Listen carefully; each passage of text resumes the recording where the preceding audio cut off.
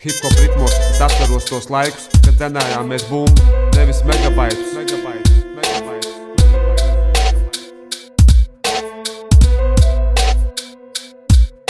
Hip-hop ritmos es atceros tos laikus, kad dzenājām mēs bumbu, nevis megabaitus.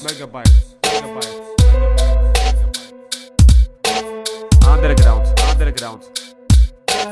Neplānoti mērķi, dzīvojot ar brīvu pašu izdomātas spēles.